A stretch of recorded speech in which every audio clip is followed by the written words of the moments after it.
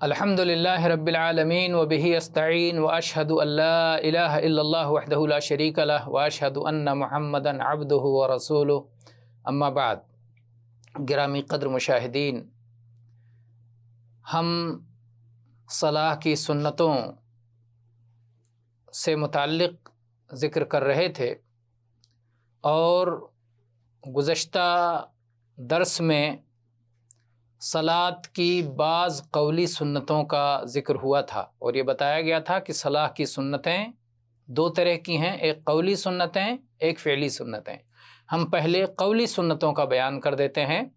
تو بعض قولی سنتوں کو دلائل کے ساتھ آپ کے سامنے پیش کر دیا گیا تھا۔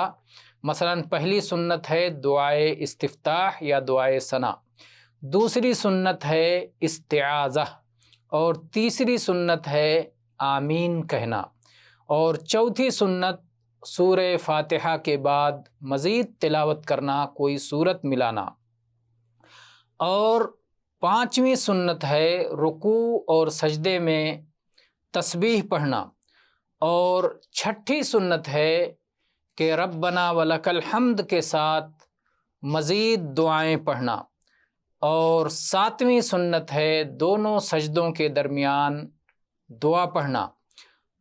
آٹھویں سنت انشاءاللہ اب ہم ساتویں سنت گزشتہ درس میں بیان کر چکے ہیں، آگے کی سنتیں ہم آج کے درس میں تفصیل کے ساتھ دلائل کے ساتھ ذکر کریں گے۔ آٹھویں سنت ہے کہ تشہد اول کے بعد، دو رکعتوں کے بعد جو تشہد کی نشست ہوتی ہے، بیٹھک ہوتی ہے، اسے تشہد اول کہتے ہیں۔ تو تشہد اول کے بعد نبی کریم صلی اللہ علیہ وسلم پر درود بھیجنا، صلاۃ پڑھنا، یہ بھی سنت ہے، کیونکہ نبی کریم صلی اللہ علیہ وسلم سے ایسا کرنا ثابت ہے۔ اس سلسلے میں عائشہ رضی اللہ عنہا کی حدیث ہے، فرماتی ہیں کہ ہم اللہ کے رسول صلی اللہ علیہ وسلم کے لیے آپ کا مسواک اور آپ کے وضو کا پانی تیار کرتے تھے۔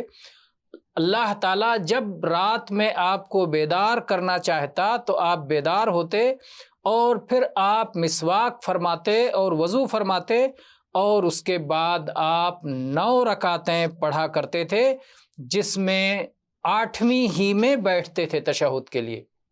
لگاتار مسلسل 8 رکعتیں پڑھ جاتے تھے، 8ویں رکعت میں بیٹھتے تھے اور اپنے رب سے دعائیں کرتے تھے، نبی صلی اللہ علیہ وسلم پر درود بھیجتے تھے، پھر اٹھ جاتے تھے اور سلام نہیں پھیرتے تھے۔ تو یہ آپ کا تشہد اول ہوتا تھا، 8ویں رکعت صحیح، لیکن پہلی بار آپ تشہد میں بیٹھتے تھے۔ تو اس میں یصلی علی نبی یہی کا ذکر ہے کہ اللہ کے نبی پر آپ اس میں صلاۃ بھی بھیجتے تھے۔ پھر آپ کھڑے ہو جاتے تھے اور سلام نہیں پھیرتے تھے، پھر 9ویں رکعت پڑھتے تھے اور اس کے بعد بیٹھتے تھے، پھر رب کی حمد و ثنا کرتے تھے، نبی صلی اللہ علیہ وسلم پر صلاۃ اور درود پڑھتے تھے اور دعائیں کرتے تھے، اور اس کے بعد آپ سلام پھیرتے تھے۔ یہ روایت مختصر صحیح مسلم میں آپ 390 نمبر پر دیکھ سکتے ہیں، اور آپ صحیح مسلم میں بھی اسے دیکھ سکتے ہیں۔ تو یہ صحیح مسلم کی روایت ہے، اس سے معلوم ہوتا ہے کہ تشہد اول میں بھی درود پڑھنا سنت ہے۔ 9ویں سنت یہ ہے کہ تشہد اول اور تشہد ثانی دونوں میں تحیات اور درود پڑھنے کے بعد دعا کرنا سنت ہے۔ تشہد اول میں دعا کرنے کا ثبوت یہ عبداللہ ابن مسعود رضی اللہ عنہ کی حدیث ہے، کہتے ہیں کہ محمد صلی اللہ علیہ وسلم نے فرمایا کہ جب تم 2 رکعتوں میں بیٹھو، یعنی 2 رکعتیں پڑھ کے جب تحیات میں بیٹھو تو کہو التحیات للہ والصلوات والطیبات السلام علیک ایھا النبی ورحمۃ اللہ وبرکاتہ، السلام علینا وعلی عباد اللہ الصالحین، اشہد ان لا الہ الا اللہ واشہد ان محمدا عبدہ ورسولہ۔ پھر فرمایا کہ اس دعا کے پڑھ لینے کے بعد، یہ تحیات ہے، تحیات پڑھ لینے کے بعد تم میں سے جس شخص کو جو دعا سب سے زیادہ پسند ہو اس دعا کو اختیار کر کے اللہ تعالیٰ سے دعا مانگے۔ تو یہ 2 رکعتوں کے بعد فرمایا عبداللہ ابن مسعود رضی اللہ عنہ نے کہ یہ تحیات پڑھو اور اس کے بعد جو دعا کرنا پسند ہو وہ اللہ سے مانگ لو۔ یہ آپ حدیث جو ہے حدیث کی کتابوں میں معروف حدیث ہے یہ۔ اسی طرح سے دوسری روایت ابو ہریرہ رضی اللہ عنہ کی ہے، کہتے ہیں کہ اللہ کے رسول صلی اللہ علیہ وسلم جب آخری تشہد سے فارغ ہوتے، تشہد والی حدیث اس کا پہلے دروس میں ذکر ہو چکا ہے مدلل، جب اللہ کے نبی صلی اللہ علیہ وسلم آخری تشہد سے فارغ ہوتے، آپ نے فرمایا، اللہ کے نبی نے فرمایا کہ جب تم میں سے کوئی شخص آخری تشہد پڑھ کر فارغ ہو جائے تو 4 چیزوں سے اللہ کی پناہ طلب کرے: عذاب جہنم سے، عذاب قبر سے، موت و حیات کی فتنے سے، اور مسیح دجال کے شر سے۔ یعنی گویا یہ دعا پڑھے: اعوذ باللہ من عذاب جہنم ومن عذاب القبر ومن فتنة المحیا والممات ومن شر المسیح الدجال۔ یہ دعا پڑھے دوسرے آخری تشہد سے فارغ ہونے کے بعد۔ تو آخری تشہد کے بعد یہ دلیل ہے، اور 2 رکعتیں پڑھنے کے بعد دعا کی دلیل پچھلی حدیث ہے۔ یہ حدیث بھی آپ کو صحیح مسلم میں ملے گی، مختصر مسلم میں 306 نمبر پر ہے۔ اور یہ ہو گئی 9ویں سنت۔ 10ویں سنت ہے دوسرا سلام پھیرنا، اس لیے کہ نبی کریم صلی اللہ علیہ وسلم 2 سلام پھیرتے تھے، جیسا کہ عبداللہ ابن مسعود رضی اللہ عنہ کی روایت ہے کہ نبی صلی اللہ علیہ وسلم اپنے دائیں اور اپنے بائیں دونوں جانب سلام پھیرتے ہوئے کہتے تھے: السلام علیکم ورحمۃ اللہ، السلام علیکم ورحمۃ اللہ۔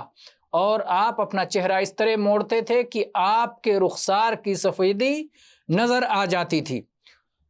تو یہ روایت صحیح ہے، صحیح سنن نبی داؤد میں 878 نمبر پر ہے۔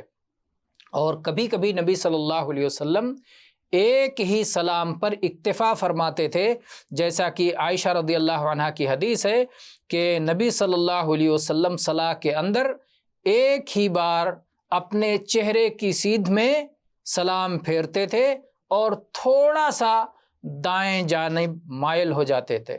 کان یسلم فی الصلاۃ تسلیمۃ واحدہ تلقاء وجہہ یمیل الی الشق الایمن شیئا، یعنی اپنے چہرے کی سیدھ میں آپ ایک سلام پھیرتے تھے، داہنے طرف تھوڑا سا مائل ہو جاتے تھے۔ یہ روایت صحیح سنن ترمذی میں 242 نمبر پر ہے۔ تو یہ رہیں قولی سنتیں۔ اب اس کے بعد میں ہم انشاءاللہ فعلی سنتوں کا ذکر کریں گے، یا عملی سنتیں بھی آپ اسے کہہ سکتے ہیں۔ فعلی سنتوں میں پہلی سنت ہے تکبیر تحریمہ کے وقت اور رکوع سے سر اٹھاتے ہوئے اور رکوع میں جاتے ہوئے اور تشہد اول کے بعد کھڑے ہوتے ہوئے ان مقامات پر رفع یدین کرنا۔ اس سلسلے میں عبداللہ ابن عمر رضی اللہ عنہما کی حدیث ہے کہ نبی صلی اللہ علیہ وسلم اپنے دونوں ہاتھوں کو اپنے کندھے کی سیدھ میں اٹھاتے تھے جب آپ صلاۃ کو شروع کرتے تھے، اور جب آپ رکوع کے لیے تکبیر کہتے تھے، اور جب آپ رکوع سے اپنا سر اٹھاتے تھے، تو اسی طرح سے آپ اپنے دونوں ہاتھوں کو اٹھاتے تھے، اپنے دونوں ہاتھوں کو کندھے تک اٹھاتے تھے، رفع دین کرتے تھے۔ کب جب صلاح کو شروع کرتے تھے، یعنی تکبیر تحریمہ کے وقت، اور جب آپ رکوع میں جانے کے لیے تکبیر کہتے تھے، اور جب آپ رکوع سے اپنا سر اٹھاتے تھے۔